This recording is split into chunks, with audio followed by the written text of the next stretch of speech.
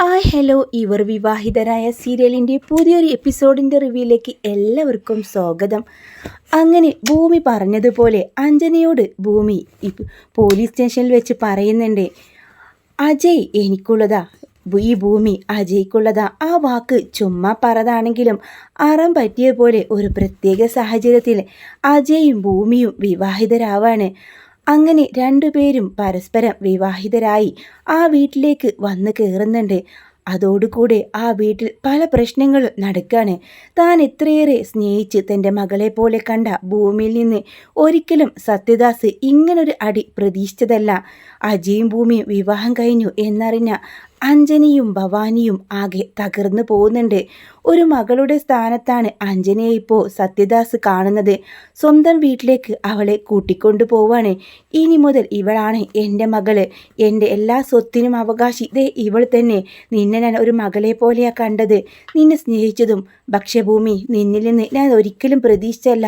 കടന്നു പോ എൻ്റെ കൺമുമ്പിൽ നിന്ന്, എൻ്റെ മുമ്പിൽ പോലും ഇനി വരരുത്. അങ്ങനെ ഭൂമിയുടെ ഹൃദയം പൊട്ടുന്ന പോലെയാണ് സത്യദാസിൻ്റെ വാക്കുകൾ. എന്തോ ഒരിഷ്ടം അയാളോട് കണ്ടപ്പം മുതലേ തോന്നിയിരുന്നു, ഒരച്ഛൻ്റെ സ്നേഹം. ഒരു സത്യദാസ് അത് പറഞ്ഞതോടുകൂടെ ഭൂമിയാകെ തകർന്നു പോലെയാവാണ്. അങ്ങനെ സൗഭാഗ്യപുരത്ത് വലത് കാല് ഭൂമി കയറുന്നുണ്ട് കേട്ടോ. അവിടെ പല പ്രശ്നങ്ങളും അവൾക്ക് നേരിടേണ്ടി വരുന്നുണ്ട്.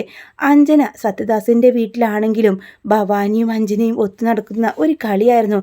എങ്ങനെങ്കിലും അവളെ ഈ വീട്ടിൽ നിന്ന് പറഞ്ഞയച്ചിട്ട് അഞ്ജനയുടെ കഴുത്തിൽ അജയ് താലി കെട്ടും എന്ന് തന്നെ ഉറച്ച് വിശ്വസിക്കാണ്. ഏത് നിമിഷവും മരിക്കാവുന്ന ഒരു പെണ്ണാണ് ഭൂമി. അവളെ ഞാൻ ഇല്ലാതാക്കും, ഈ ഭൂലോകത്ത് തന്നെ തുടച്ചു നീക്കും. അങ്ങനെ അച്ഛനും മകളും ഈ വീട്ടിൽ വേണ്ട. ആ ഒരു സത്യം ഭവാനിക്ക് മാത്രമേ ആ ഒരു സമയത്ത് അറിയുള്ളൂ. ഭൂമി സത്യദാസിൻ്റെ മകളാണെന്ന സത്യം. അങ്ങനെ വിവാഹം കഴിഞ്ഞെത്തിയെങ്കിലും സംഗീത അവരെ രണ്ടുപേരെയും സ്വീകരിച്ച് നിലവിളക്കെടുത്ത് അകത്തേക്ക് ക്ഷണിക്കുന്നുണ്ട്. അങ്ങനെ പൂജയും മറ്റൊക്കെ ആയിട്ട് പല കാര്യങ്ങളും അവിടെ നടക്കുന്നുണ്ട് കേട്ടോ. ഭൂമി ആ വീട്ടിലെ ഒരംഗമായി ആ വീട്ടിൽ ഓടി നടന്ന് എല്ലാ കാര്യങ്ങളും ശ്രദ്ധിക്കാണ്. ഭൂമിയുടെ ചുറുചുറുക്കും അവളുടെ ഓരോ കാര്യത്തിലുള്ള ത്രില്ലെല്ലാം കാണുമ്പോൾ മുത്തശ്ശിക്കും സംഗീതക്കും അവളുള്ള ദേഷ്യമെല്ലാം അലിഞ്ഞില്ലാതായി. അവളെ ഒരു മരുമകളായിട്ട് തന്നെ അവർ സ്നേഹിക്കുന്നുണ്ട്. എന്നാൽ സത്യദാസിന് ഭൂമിയെ കാണുമ്പോഴെല്ലാം മുഖം തിരിക്കുമ്പോൾ ഭൂമിക്ക് വല്ലാതെ വിഷമാവാണ്. അങ്ങനെ അഞ്ജനയും കൂട്ടി ഒരിക്കൽ സത്യദാസ് അവിടേക്ക് വരുന്നുണ്ട്. ഭൂമി രണ്ടുപേർക്കുമുള്ള ചായയായിട്ട് വരികയാണ്. ഭൂമിയെ കണ്ടതും ആ ചായ പോലും വാങ്ങിക്കുടിക്കാതെ സത്യദാസ് പറയുന്നുണ്ട്, ഞാൻ നിന്നോട് പറഞ്ഞു എൻ്റെ കൺമുമ്പിൽ പോലും വരരുതെന്ന്. നിന്നോട് ആരാടി ചായ ചോദിച്ചു? ഞാൻ ചോദിച്ചോ? ഇല്ലല്ലോ. നീ വീട്ടിലെ അജയുടെ ഭാര്യയായിട്ട് വന്നിട്ടുണ്ടെങ്കിൽ ദേ എൻ്റെ കൺമുമ്പിൽ വരരുത്, ഇതെൻ്റെ മോളാണ്, അവൾക്കും നിൻ്റെ ചായ വേണ്ട. അഞ്ജന പുച്ഛത്തോടെ ഭൂമിയെ നോക്കുന്നുണ്ട്. കണ്ടോടി, സ്വന്തം അച്ഛൻ്റെ മുമ്പിൽ നിന്ന് തന്നെ ആട്ടും തോപ്പും നീ കേൾക്കേണ്ടി വരുന്നത്. ഇയാളിപ്പോൾ എൻ്റെ അച്ഛനാ, ഞാൻ പറഞ്ഞതുപോലെ ഇയാൾ പ്രവർത്തിക്കൂ. സങ്കടത്തോടെ ആ ഒരു ചായക്കപ്പുമായിട്ട് തിരികെ പോകുമ്പോൾ മുത്തശ്ശി പറയും, എന്താ സത്യദാസേ ഇത്? നീ ഇങ്ങനെയൊക്കെ ആയിരുന്നോ? നീ എന്ന് മുതലാ ഇങ്ങനെ ആവാൻ തുടങ്ങിയത്? അജയ്ക്ക് ആ പെൺകുട്ടിയെ ഇഷ്ടമാണ്, വിവാഹം കഴിച്ചു. നമ്മൾ അടിച്ചേൽപ്പിക്കുന്ന പോലെ അഞ്ജനയെ വിവാഹം കഴിച്ചെങ്കിൽ അവരുടെ വിവാഹ ജീവിതം എന്താവുമായിരുന്നു? ആകെ താറുമാറാവില്ലേ? എന്തെങ്കിലും സമാധാനം അവരുടെ ജീവിതത്തിൽ ഉണ്ടാവുമോ? ഞാൻ അതിനു മുമ്പേ അവളുടെ ഇഷ്ടം ചോദിച്ചില്ല. എൻ്റെ ഇഷ്ടം അവൻ്റെ മേലെ അടിച്ചേൽപ്പിക്കായിരുന്നു. എല്ലാത്തിനുള്ളൊരു പരിഹാരം അഞ്ജനെ അവൻ വിവാഹം കഴിക്കലാണെന്നാണ് ഞാൻ കരുതിയത്. പക്ഷേ കുട്ടികളുടെ മനസ്സിൽ പല രീതിയാണെന്ന് ഞാൻ മനസ്സിലാക്കിയില്ല. മോളെ, നീ ആ ചായക്ക് അവൻക്ക് കൊടുക്ക്, അവൻ കുടിക്കും. സത്യ, നീ ആ ചായ കുടിച്ചില്ലെങ്കിൽ ദേ പിന്നെ ഇങ്ങോട്ട് നീ വരരുത്. അങ്ങനെ ആ ചായ കുടിക്കുന്നുണ്ട്. അങ്ങനെ പഴയൊരു ഓർമ്മയിലേക്ക് സത്യദാസ് പോവാ. തൻ്റെ ഭാര്യ സുമിത്ര ഉണ്ടാക്കുന്ന അതേ രുചി ആ ചായക്ക്. അത് കുടിച്ചിട്ടു പിന്നെ മുഴുവൻ കുടിച്ചിട്ടാട്ടോ സത്യദാസ് ക്ലാസ് തിരികെ വെക്കുന്നത്. അഞ്ജന വെറുപ്പോടെ അദ്ദേഹത്തെ നോക്കുന്നുണ്ട്. ഓ, അച്ഛൻ അപ്പോഴേക്കും അമ്മ മുത്തശ്ശിയുടെ വാക്ക് കേട്ട് അതിൽ വീണുപോയോ? പക്ഷേ ആ ഒരു ചായ ഒരു കവിൾ കുടിച്ചപ്പോൾ പഴയ ഏതൊക്കെയോ കാര്യങ്ങൾ എൻ്റെ ഓർമ്മയിലേക്ക് വന്നു. എൻ്റെ സുമിത്ര ഉണ്ടാക്കുന്ന അതേ രുചിയാ ആ ചായക്ക്. ആ ഒരു ചായ കുടിച്ചപ്പോൾ ഭൂമിയോടുള്ള ദേഷ്യമൊക്കെ മാറിയല്ലേ? എനിക്കറിയാം അച്ഛൻ്റെ സ്നേഹം ഇത്രയേ ഉള്ളൂ എന്നൊക്കെ പറഞ്ഞുകൊണ്ട് അഞ്ജന ആകെ ദേഷ്യപ്പെട്ട് അകത്തേക്ക് കയറിപ്പോവാണ്. എന്താ മോനെ നീ ഈ സമയത്ത് വന്നത്? അഞ്ജനെ 2 ദിവസം അവളുടെ അമ്മയുടെ കൂടെ നിൽക്കട്ടെ. അത് കരുത്, എനിക്ക് ഒഫീഷ്യലായിട്ട് ഒന്ന് പുറത്തു പോവണം, 1-2 പേരെ കാണണം. അതെന്താ മോനെ വീണ്ടും നീ ബിസിനസ്സിലൊക്കെ ശ്രദ്ധിച്ചു തുടങ്ങിയോ? അത് നല്ല കാര്യമാണ്. അതല്ലമ്മേ, വേറെ ചില സൂചനകൾ എനിക്ക് കിട്ടിയിട്ടുണ്ട് എൻ്റെ സുമിത്രയെക്കുറിച്ച്. ഇത് സുമിത്രയെക്കുറിച്ചെന്നോ? ഇത് കേട്ടതും ഭവാനി ചെവിയോർക്കുന്നുണ്ട്. അതെ, ഒരു ഇൻഫർമേഷൻ സത്യമാവണമെന്നില്ല. സുമിത്രയെ കാണാനായിട്ട് എനിക്ക് പോകണം. ഏതോ ഇടത്ത് അമ്പലത്തിന് മുമ്പിലായിട്ട് കണ്ടതായിട്ട് ഒരാളെന്നെ വിളിച്ച് ഇൻഫർമേഷൻ തന്നിട്ടുണ്ട്. അതനുസരിച്ച് എനിക്ക് അവളെ കാണാൻ പോകണം. ഭവാനി മുകളിൽ നിന്ന് ഇതെല്ലാം കേൾക്കുന്നുണ്ടായിരുന്നു. ഇല്ല സത്യദാസ, നീ നിന്റെ ഭാര്യയും മകളെയും കണ്ടെത്താൻ പോകുന്നില്ല. അതെ, നിന്റെ മകളെ നിന്റെ കൺമുമ്പിലുണ്ട്. നിന്റെ ശത്രുവിനെ പോലെ നീ അവളോട് പെരുമാറുന്നത്. പക്ഷെ നിന്റെ ഭാര്യ ഒരിക്കലും നിന്റെ അടുത്ത് തിരിച്ചെത്തില്ല. നോക്കിക്കോ, അതിന് ഞാൻ സമ്മതിക്കുക പോലുമില്ല. അതും പറഞ്ഞോണ്ട് ഭവാനി തൻ്റെ ഫോണെടുത്ത് അങ്ങ് ടെറസിലേക്ക് പോവാണ്. എന്നിട്ട് ആരെയോ ധൃതിയിൽ കോൾ ചെയ്ത് എന്തൊക്കെയോ നിർദ്ദേശങ്ങൾ കൊടുക്കുന്നുണ്ട്.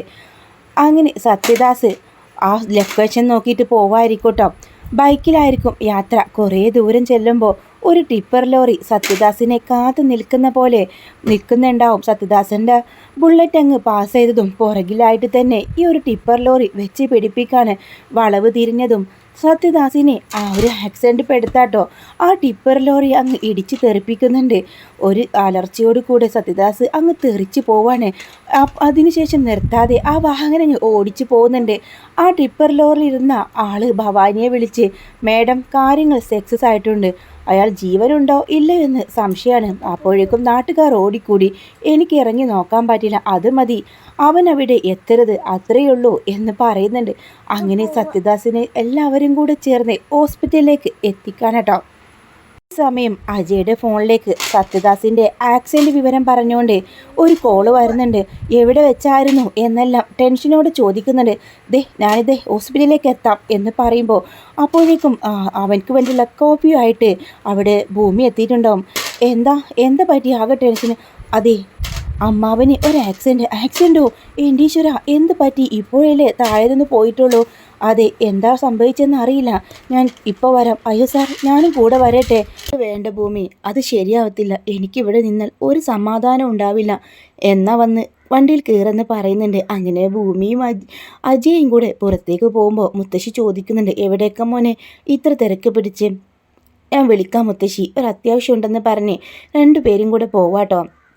ആ സമയം ഭവാനിക്ക് മനസ്സിലാവാണ് വിവരം അവൻക്ക് ലഭിച്ചു കഴിഞ്ഞു. ഓടടാ ഓട്, നിൻ്റെ റോൾ മോഡലിനെ നിനക്ക് രക്ഷിക്കാനാവില്ല, അതുറപ്പാണ്. ഇപ്പോൾ അവിടെ എത്തുമ്പോഴേക്കും അയാൾ ഈ സ്വർഗത്തിലോട്ട് പോയി കഴിഞ്ഞിട്ടുണ്ടാവും. ഭാര്യയും മക്കളെയും കാണാനുള്ള യോഗം പോലും ഇല്ല എന്നും പറഞ്ഞുകൊണ്ട് പൊട്ടിച്ചിരിക്കാട്ടോ. ആ സമയം അഞ്ജന അങ്ങോട്ട് വരാം. എന്താ അമ്മ ഒറ്റയ്ക്ക് പൊട്ടിച്ചിരിക്കുന്നത്? അതൊക്കെയുണ്ട്, കുറച്ച് കഴിഞ്ഞാൽ ഒരു ഗുഡ് ന്യൂസ് കേൾക്കാം എന്ന് പറയാണ്. എന്ത് ഗുഡ് ന്യൂസ്? കാത്തിരുന്ന് കേൾക്കാം, നീ വൈറ്റ് ആൻഡ് സീ എന്ന് പറയുന്നുണ്ട്. അങ്ങനെ ഈ സമയം അജിയും ഭൂമിയും കൂടെ ഹോസ്പിറ്റലിൽ എത്തുമ്പോൾ നല്ല ക്രിട്ടിക്കൽ സ്റ്റേജിലായിരിക്കും സത്യൻ്റെ അവസ്ഥ. സത്യന് ആ ഒരു ICUവിൻ്റെ ഉള്ളിലായിരിക്കും. ഡോക്ടർ എങ്ങനെയുണ്ട്? ഒന്നും പറയാനായിട്ടില്ല, ഒരു ഓപ്പറേഷൻ വേണം, തലക്ക് നല്ല പരിക്കുണ്ട്, ഇനിയിപ്പോൾ ആൾ ജീവിതത്തിലേക്ക് തിരികെ വന്നാലും നോർമൽ ആവുമോ എന്ന് പോലും അറിയില്ല, ഓർമ്മ നഷ്ടപ്പെടാനും അങ്ങനെ പല സാഹചര്യം ഉണ്ടെന്ന് പറഞ്ഞ് ഡോക്ടർ ആ കാര്യങ്ങളെല്ലാം ബോധ്യപ്പെടുത്തുന്നുണ്ട്. അങ്ങനെ സകല ദൈവങ്ങളെയും വിളിച്ച് ഭൂമി പ്രാർത്ഥനയോടെ നിൽക്കാണ്. താൻ അച്ഛനായിട്ട് കണ്ട ഒരാളാണ്, എന്നോട് ദേഷ്യമുണ്ടെങ്കിലും അദ്ദേഹത്തിന് ഒന്നും സംഭവിക്കരുതെന്ന് മനസ്സൊരുക്കി പ്രാർത്ഥിക്കാണ്. ആ സമയത്ത് തന്നെ പുറത്തേക്ക് വന്നിട്ട് പറയുന്നുണ്ട്, അങ്ങനെ അജിക്ക് ഇത് കുടുംബക്കാരെ അറിയിക്കാതിരിക്കാൻ വയ്യട്ടം. അപ്പം എല്ലാവരും ഇങ്ങനെ അവൻ വിളിച്ചിട്ട് അച്ഛനോട് കാര്യം പറയാണ്. അതോടുകൂടി സൗഭാഗ്യപുരത്തുള്ള എല്ലാവരും വിവരം അറിയാണ്. മുത്തശ്ശിയും സംഗീതയൊക്കെ കരച്ചിലൂടെ ഹോസ്പിറ്റലിലേക്ക് വരുന്നുണ്ട്. നാടകം കളിച്ചുകൊണ്ട് തന്നെ ഭവാനിയും അഞ്ജനയും ഉണ്ട്. അഞ്ജന പൊട്ടിക്കരയുക, തൻ്റെ അച്ഛനായിരുന്നു, അച്ഛനില്ലാത്ത വിഷമം മാറി വരികയായിരുന്നു എനിക്കെന്നൊക്കെ പറഞ്ഞ് വളരെ നാടകം കളിക്കാട്ടോ. ആ സമയത്താണ് അത്യാവശ്യമായിട്ട് കുറച്ച് ബ്ലഡ് വേണം. അങ്ങനെ പറഞ്ഞുകൊണ്ട് തന്നെ സത്യദാസിൻ്റെ ബ്ലഡ് ഗ്രൂപ്പ് പറയുന്നുണ്ട്. എന്നാൽ അഞ്ജനയുടെ ബ്ലഡ് ഗ്രൂപ്പ് അത് തന്നെയായിരിക്കും ഭൂമിയുടേത്, പിന്നെ പ്രത്യേകിച്ച് പറയണ്ടല്ലോ, അത് തന്നെയാണ് കേട്ടോ. അഞ്ജനയോട് ബ്ലഡ് കൊടുക്കാൻ വേണ്ടി പറയാണ്. ഭൂമിയുടേത് അതാണെന്ന് ആർക്കും ആ നേരത്ത് അറിയില്ല. അങ്ങനെ സത്യദാസിൻ്റെ ബ്ലഡ് ഗ്രൂപ്പ് പറയുന്നുണ്ട്, മോളെ അഞ്ജനെ, നിൻ്റെതും ആ ബ്ലഡ് ഗ്രൂപ്പല്ലേ, നീ ബ്ലഡ് കൊടുക്കണം. അങ്ങനെ ആ സമയത്തിന് അഞ്ജന അയ്യോ എനിക്ക് പേടിയാണ്, എന്ത് പേടി, സൂചി കുത്ത എനിക്ക് പേടിയാണ് മുത്തശ്ശി എന്നൊക്കെ പറഞ്ഞ് ഒഴിഞ്ഞു മാറണം കേട്ടോ. എന്തിനാ പേടിക്കുന്നത്, നിന്റെ അമ്മാവനല്ലേ അതിലും വലിയ സീരിയസ് ആയിട്ട് കിടക്കുന്നത്, അത്യാവശ്യമായിട്ട് എന്തായാലും കുറച്ച് രക്തമൊന്നും പോരാ, 2-3 പേരെയും കൂടെ അജയ അറേഞ്ച് ചെയ്തിട്ടുണ്ട്, ഇപ്പോൾ തൽക്കാലം നീ കൊടുക്കെന്ന് പറയുന്നുണ്ട് കേട്ടോ. എന്നാൽ അഞ്ജന സമ്മതിക്കുന്നില്ല. ഭവാനി അവളെ ഒളിക്കാനിട്ട് നോക്കുന്നുണ്ട്.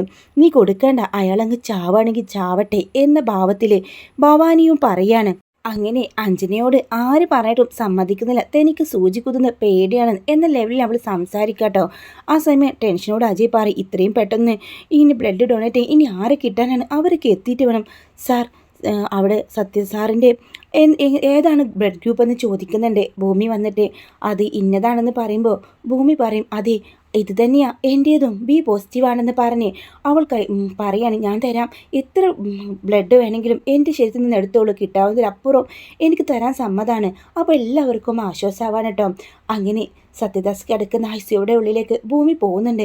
അദ്ദേഹത്തെ ഒന്ന് നോക്കാൻ പോലും അവൾക്കാവുന്നില്ല. അവൾ അവിടെ വന്നിട്ട് ഒന്ന് കണ്ണുകളടച്ച് പ്രാർത്ഥിക്കുക, സാറ് ജീവിതത്തിലേക്ക് തിരികെ വരും. ആദ്യം കണ്ടപ്പോൾ മുതലേ നമ്മൾ തമ്മിൽ എന്തോ ഒരു മുൻജന്മ ബന്ധമുള്ളതായിട്ട് എനിക്ക് തോന്നിയിട്ടുണ്ട്. ദേ ഇപ്പോൾ സാറിന് ഞാൻ ബ്ലഡ് തരാൻ വേണ്ടി പോവാ, സാറില്ലെങ്കിൽ ഈ ഭൂമിക്കാവില്ല, സാറിനെ കണ്ടുകൊണ്ടിരിക്കണം, എന്തോ നമ്മൾ തമ്മിൽ എന്തോ ഒരു അടുപ്പുണ്ട് എന്നവൾ പറഞ്ഞുകൊണ്ട് തന്നെ അവിടെ ബ്ലഡ് കൊടുക്കാനായിട്ട് പോവാണ്. സ്വന്തം അച്ഛൻ്റെ ശരീരത്തിലൂടെ ആണ് മകളുടെ രക്തം ഓടുന്നതെന്ന് പോലും രണ്ടുപേർക്കും പരസ്പരം അറിയുന്നില്ല. അങ്ങനെ സത്യദാസിൻ്റെ ഓപ്പറേഷനെല്ലാം കഴിഞ്ഞ് കുറേ ഒക്കെ ഭേദമായി തുടങ്ങാട്ടോ. ഹോസ്പിറ്റലിൽ നിന്ന് ഡിസ്ചാർജ് ആവുന്നുണ്ട്. നേരെ തറവാട്ടിലേക്കാണ് കൊണ്ടുവരുന്നത്, സൗഭാഗ്യപുരത്തേക്കാണ്. അങ്ങനെ കയ്യിനും കാലിനും ഒക്കെ തലക്കൊക്കെ നല്ല പരിക്കുണ്ട് കേട്ടോ. ഒരു ആക്സിഡൻറ്റ് സംഭവിച്ചതല്ലേ, അപ്പോൾ ആദ്യമൊക്കെ തലക്കുള്ള പരിക്കാണ് ഡോക്ടർമാർ അത്രയും പ്രധാനം നൽകിയിരുന്നത്. കയ്യിലൊക്കെ പ്ലാസ്റ്ററൊക്കെ ഇട്ടുകൊണ്ടാണ് ഒരു സഹായമില്ലാതെ പറ്റില്ല. എന്നാൽ ഭൂമിയാട്ടോ എല്ലാ കാര്യങ്ങളും നോക്കുന്നത് ഒരു മകളുടെ സ്ഥാനത്ത് നിന്നുകൊണ്ട് തന്നെ സത്യദാസിൻ്റെ എല്ലാ കാര്യങ്ങളും ചെയ്ത് കൊടുക്കുന്നുണ്ട്. സത്യദാസിന് ഭക്ഷണം വാരി കൊടുക്കണം, ഒക്കെ കഴിക്കാനൊക്കെ എടുത്തു കൊടുക്കണം. അങ്ങനെയൊക്കെ ഒരു അവസ്ഥ ഭൂമിക്ക് വരിക. അഞ്ജന ആ ഭാഗത്തേക്കേ ഇല്ല. തൻ്റെ മകളാണെന്ന് താൻ എല്ലാവരുടെ മുമ്പിൽ പറഞ്ഞിട്ടാണ് അഞ്ജനയെ. എന്നാൽ താൻ ശത്രുവിൻ്റെ പക്ഷത്ത് നിർത്തിയ ഭൂമിയാണ് തനിക്കൊരു ആപത്ത് വന്നപ്പോൾ തൻ്റെ കാര്യങ്ങളൊക്കെ നോക്കാനുണ്ടായത്. അങ്ങനെ സത്യദാസിൻ്റെ മനസ്സിൽ അവളുള്ള ആ ഒരു ദേഷ്യമൊക്കെ അളിനില്ലാതാവട്ടെ. അസങ്ങനെ ഭക്ഷണം വാരി കൊടുക്കുന്ന സമയത്ത് ഭൂമിയെ തന്നെ ഇമ വെട്ടാതെ നോക്കുക. എന്താ സാറേ, എന്താ ഇങ്ങനെ നിൽക്കുന്നത്, അജിയെന്നെ സാറേ എന്നല്ലല്ലോ വിളിക്കുന്നത്, നീ എന്തിനാ എന്നെ അങ്ങനെ വിളിക്കുന്നത്? അത് പിന്നെ നീ എന്നെ അങ്ങനെ വിളിക്കേണ്ട, നീ എന്നെ അച്ഛ എന്ന് വിളിക്കുന്നതാ എനിക്കിഷ്ടം. ഇത് കേട്ടതും ഒരുപാട് സന്തോഷത്തോടു കൂടെ ഭൂമി അയാളെ മുഖത്തേക്ക് നോക്കാം. അവൻക്ക് ഞാൻ അമ്മാവനാണെങ്കിൽ നിനക്ക് ഞാൻ അച്ഛനാവട്ടെ, നീ എന്നെ അങ്ങനെ വിളിക്കുന്നതാ കുട്ടി എനിക്കിഷ്ടം, ഒന്ന് വിളിച്ചേ. അങ്ങനെ അച്ഛനും മകളും സ്വയം അറിയാതെങ്കിലും അവർ പരസ്പരം ഒന്നാവട്ടോ. ആ കളിയും ചിരിയെല്ലാം കണ്ടിട്ട് ഭവാനിക്ക് അങ്ങ് ദേഷ്യം വരുന്നുണ്ട്. എന്താടി നിനക്കിവിടെ കാര്യം, അഞ്ജന ചെയ്തോളും ഇതൊക്കെ. അഞ്ജനെ ഇങ്ങോട്ടൊന്നും കണ്ടില്ലല്ലോ ഭവാനി, അവളെൻ്റെ മകളാണെന്ന് ഞാൻ എല്ലാവരുടെ മുമ്പിൽ വന്നിച്ച് പറഞ്ഞതാ. പക്ഷേ അവൾക്കതിലൊന്നും യാതൊരു ആത്മാർത്ഥതയുമില്ല. അഞ്ജന മടിച്ച് അങ്ങോട്ട് വരുന്നുണ്ട്. അത് പിന്നെ എനിക്കിതിലൊന്നും വലിയ വശമില്ലല്ലോ, അതുകൊണ്ടായെന്നൊക്കെ പറഞ്ഞ് അവൾ വലിയച്ഛ എന്നൊക്കെ പറഞ്ഞുകൊണ്ട് തന്നെ അവൾ കാര്യത്തിൽ സോപ്പിടാട്ടോ. പക്ഷെ അഞ്ജനെ കൊണ്ട് അതൊന്നും കൂട്ടിയേ കൂടില്ലെന്ന് ഭൂമിക്കും അറിയാം, ഭവാനിക്കും അറിയാം, അതേപോലെ തന്നെ സത്യദാസിനും അറിയാട്ടോ. അങ്ങനെ എല്ലാ കാര്യങ്ങളും പതിയെങ്കിലാണെങ്കിലും നമ്മുടെ സത്യദാസ് സത്യങ്ങൾ മനസ്സിലാക്കാൻ അധികം വൈകാതെ തന്നെ അജയ് കണ്ടെത്തുന്നുണ്ട് കേട്ടോ. സത്യദാസിൻ്റെ യഥാർത്ഥ മകൾ ആരാണെന്ന്, അത് താൻ താലി കെട്ടിയ ഭാര്യ ഭൂമിയാണെന്ന് അറിയുമ്പോൾ അവൻക്ക് ഒരുപാട് സന്തോഷമാവാണ്. പഴയ നൈനയെ മറന്ന് ഭൂമിയെ സ്നേഹിച്ച് തുടങ്ങുന്ന സത്യദാസിനെ നമുക്ക് കാണാൻ വേണ്ടി കഴിയൂട്ടോ. അപ്പോൾ എന്തായാലും നിങ്ങൾക്ക് ഒരു വീഡിയോ ഇഷ്ടമാവുകയാണെങ്കിൽ ലൈക്ക് ചെയ്യാനും ചാനൽ സബ്സ്ക്രൈബ് ചെയ്ത് സപ്പോർട്ട് ചെയ്യാനും മറക്കല്ലേ.